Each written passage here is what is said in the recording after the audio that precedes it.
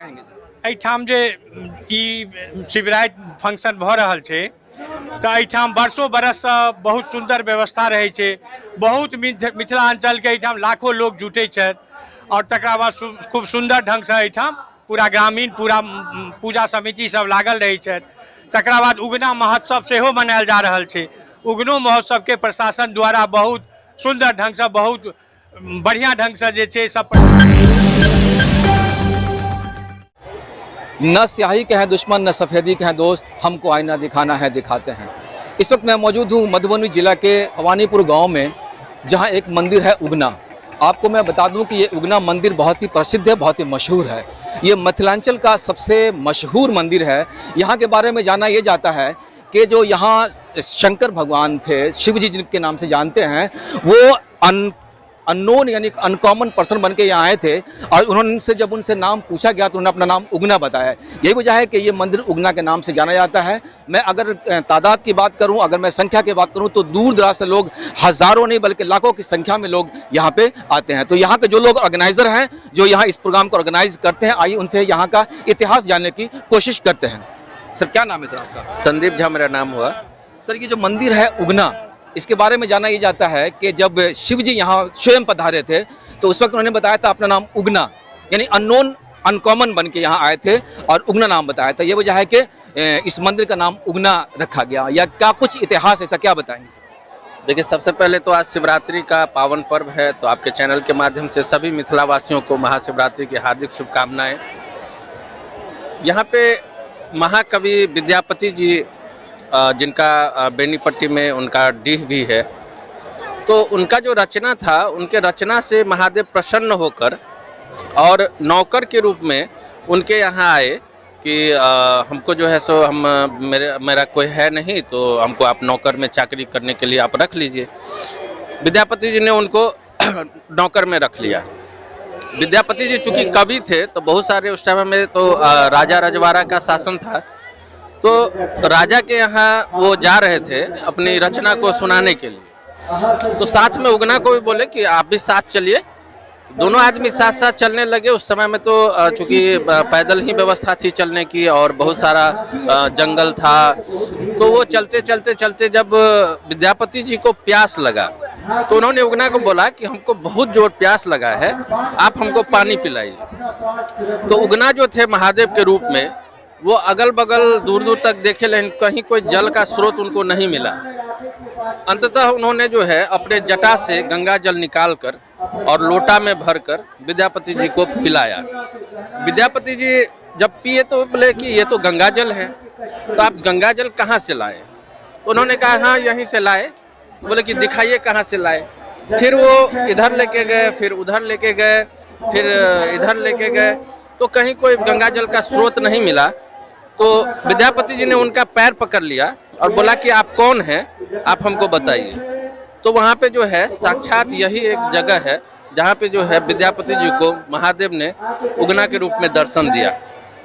इसके बाद महादेव रूपी उगना ने बताया कि जब तक ये रहस्य हमारे आपके बीच रहेगा तब तक हम आपके साथ रहेंगे। जिस दिन ये रहस्य से पर्दा उठेगा हम विलुप्त हो जाएंगे। यही प्रकरण कुछ दिन चला।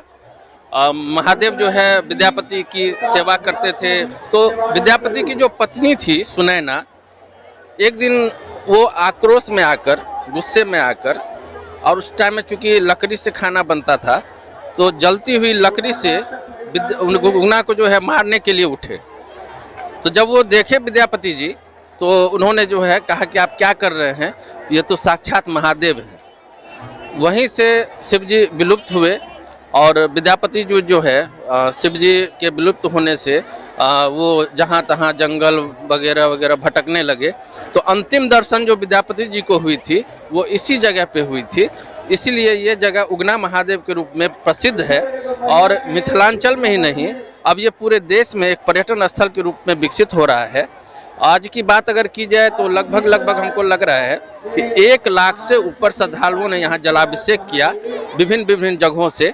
तो ये तो एक पावन भूमि है ही, और आज महाशिवरात्रि का पर्व है। तो देवघर में जो बैद्यनाथ धाम है तो मिथिलांचल का बैद्यनाथ धाम हम लोग इन्हीं को मानते हैं। सर, इस मंदिर की बात अगर की जाए तो बहुत ही प्रसिद्ध मंदिर है ये कितना पुराना हो सकता है, इसकी स्थापना कब हुई? और चूंकि एक सवाल और यह है कि इसकी चंद दूरी पे एक मुस्लिम कम्युनिटी का मतलब यहाँ पे गांव है, यहाँ पे मस्जिद देखी गई, तो किस किस्म का माहौल यहाँ पे देखने को मिलता है कि हिंदू मुस्लिम जब एक साथ रह रहे हों और जब इतना बड़ा त्यौहार यहाँ पे हो तो एक लंबी सी कतार होती है, तो क्या मतलब लगता है कि उन लोगों का कोई इसमें हस्तक्षेप, कोई इंटरफेरेंस या फिर कुछ ऐसा मामला, कोई दिक्कत है, कुछ ऐसा मामला? देखिए, सबसे पहला कि तो ये जो इतिहास है हमको बहुत कंफर्म तो नहीं है, लेकिन 400-500 साल पुराने ये इतिहास है। और जहाँ तक आपने बगल में बताया कि मुस्लिम कम्युनिटी के लोग हैं, तो भवानीपुर में एक ऐसा है कि यहाँ पे बहुत सारे लोग ऐसे हैं मुस्लिम कम्युनिटी से जो महादेव की सेवा में लगे हुए हैं, वॉलंटियर के रूप में काम कर रहे हैं। तो यहाँ पे जो सामाजिक जो माहौल है वो इतना अच्छा है कि आप यहाँ से कुछ मैसेज लेके जा सकते हैं।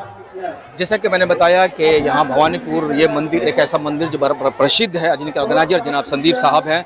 और संदीप साहब के बारे में अगर मैं बात करूँ तो मैं बता दूं कि यहाँ के ऑर्गेनाइजर होने के साथ साथ ये रामशिला हेल्थ केयर हॉस्पिटल के HR भी हैं। और यहाँ इन्होंने एक मेडिकल कैंप यहाँ ऑर्गेनाइज किया हुआ है जहाँ मुफ्त सेवा यहाँ के श्रद्धालुओं को दी जा रही है। मैं बता दूँ आपको रामशिला के ताल्लुक से कि रामशिला एक ऐसा अस्पताल है, वो कहीं भी किसी भी धर्म का अगर कोई प्रोग्राम ऑर्गेनाइज होता है तो ये रामशिला हेल्थ केयर हॉस्पिटल के जो टीम है यहाँ की, वो टीम पहुँच जाती है और यहाँ भी पहुँची है। यहाँ की टीम में जो लोग यहाँ हैं, यहाँ के डॉक्टर्स यहाँ, इनसे भी जानने की कोशिश करेंगे कि वो कब से यहाँ सेवा दे रहे हैं और किस किस्म का यहाँ माहौल देखने को इनको मिल रहा है। सर, क्या नाम है आपका? मेरा नाम डॉक्टर संतोष कुमार सिंह है। मैं as a DOD Ramshila hospital में कार्यरत हूँ पिछले 1.5 साल से जी।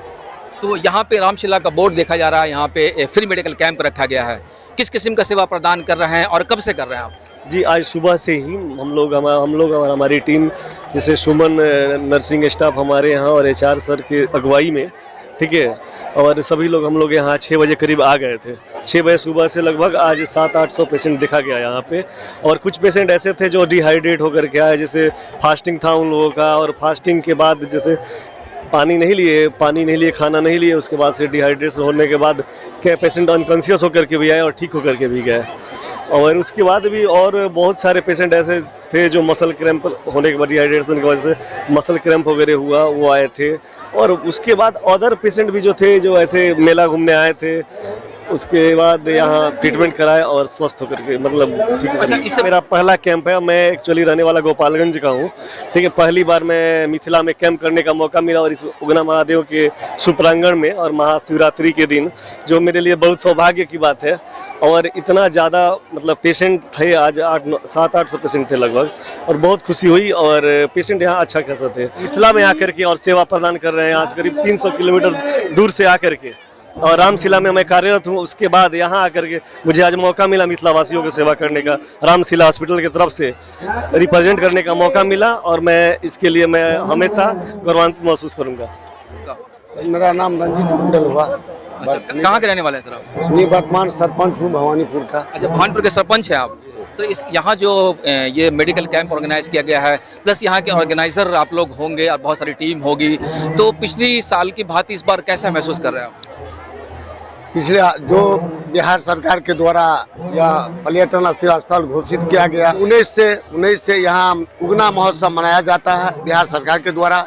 उसके बाद हम लोग शिव विवाह महोत्सव मनाते हैं, जो आज शिव विवाह महोत्सव मना रहे हैं। मेडिकल टीम का बहुत पैघ योगदान रामशिला की ओर से यहाँ रहता है, और हमारे ग्रामीण और हमारे प्रशासन, हमारे युवा यहाँ बहुत कर्म निष्ठा से यहाँ की जो उगना कर्मभूमि है, यहाँ के जो मिट्टी है, उसको बहुत दिल से स्वीकार करते हैं और चाहते हैं जो हमारे उगना महोत्सव या शिव विवाह महोत्सव में किसी भी प्रकार का बिन बाधा नहीं हो। सारे लोग, यहाँ के इलाके के लोग, युवा एवं बुजुर्ग, सारे लोग अपने तन मन धन यहाँ के लिए निछावर कर देते हैं, करते हैं। यहाँ की जो शासन और प्रशासन है, उसका क्या योगदान रहता है इस किस्म का? चूँकि ये एक ऐसा त्यौहार है कि बहुत क्राउड होती है यहाँ, ऐसे में क्या उनका योगदान रहता है? अब मेरा ये कहना है, जो ब्रह्मपुत्रा से लेके जमसम चौक तक चौड़ीकरण रोड बने, रोड का यहाँ बहुत दिक्कत है, यह मेरा सरकार से मांग है।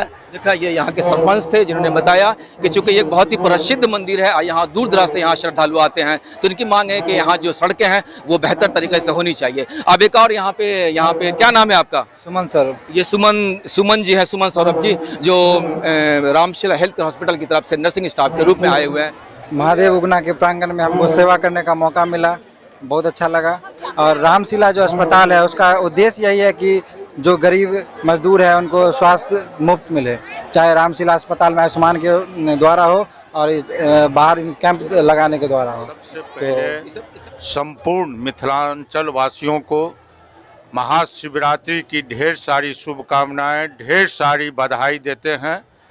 और जो यहाँ का व्यवस्था था प्रबंधकों के द्वारा, अद्भुत व्यवस्था था। इतनी लाखों के तादाद में श्रद्धालु आने के बाद और सभी श्रद्धालु बाबा का दर्शन किए, जल चढ़ाए, इसके लिए हम तमाम पूजा कमेटी प्रबंधन से जुड़े हुए लोग सभी को बधाई देते हैं। हम यहाँ के मुखिया जी आदरणीय रुद्रकांत बाबू, पूर्व मुखिया जी गणेश बाबू एवं तमाम जितने हैं शिशिर जी, सब लोग को, उमेश जी, तमाम इनके सहयोगियों को हम ढेर सारी बधाई और शुभकामना देते हैं और इसके साथ धन्यवाद भी देते हैं। एहिठाम जे ई शिवरात्रि फंक्शन भऽ रहल छै तऽ एहिठाम वर्षों बरससँ बहुत सुंदर व्यवस्था रहै छै। बहुत मिथिलांचलके एहिठाम लाखों लोग जुटै छथि और तकरा बाद खूब सुंदर ढंगसँ एहिठाम पूरा ग्रामीण पूरा पूजा समिति सब लागल रहै छथि। तकरा बाद उगना महोत्सव सेहो मनायल जा रहल छै। उगनो महोत्सव के प्रशासन द्वारा बहुत सुंदर ढंग से, बहुत बढ़िया ढंग से जे छै सब प्रशासन। मैं यहाँ पूर्व मुखिया हूँ, इस समिति का सदस्य हूँ। यहाँ जो 1403 ईस्वी से बाबा उगनाथ ने यहाँ विख्यात हैं, उसी समय से यहाँ महाशिवरात्रि की नहीं होता आ रहा है। यहाँ देश विदेश के लोग, यहाँ श्रद्धालु जो है अपना मनोकामना लेकर के जलाभिषेक करते हैं। यहाँ जो है सो 2018-19 में यहाँ उगना महोत्सव का शुरुआत डीएम शीर्षद कपिल बाबू के समय से हो रहा है, जो त्रिदिवसीय है। लेकिन श्रद्धालु के लिए, यहाँ देश विदेश के जो श्रद्धालु आते हैं उनके लिए यहाँ जो है आवागमन में दिक्कत का सामना करना पड़ता है।